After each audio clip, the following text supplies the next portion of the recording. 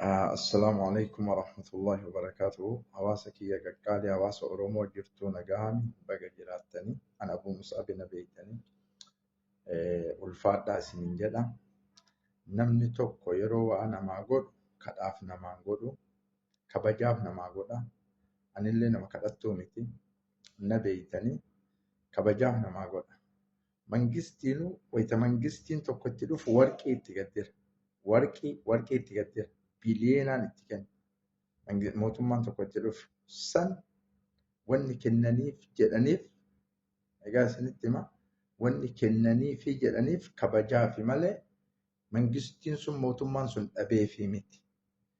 Ammoo wanni anaaf ijoolleen sikkoo mandoo goote kun wallahi nama baay'ee gadi yaasaa jira. Nama baay'ee anamma waan biraan dubbadhu wanni takka isin hin jedhu konkolaataallee deebisee ofirra kalas hin fudhan.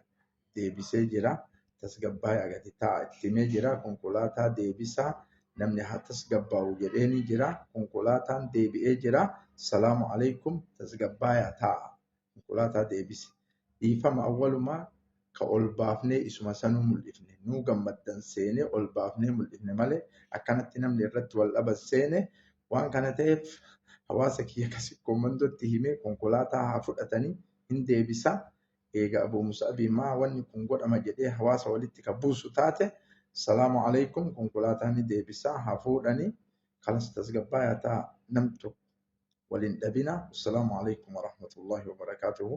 Warri ammoo waan kana keessa gadi buutanii wallahi Abu Musa'abiin kanattu mala jettanii dalaydan rabbi ammallee matarra isin haa rabbi ol isin haa fuudhu sadarkaan keessan ol haa deemu.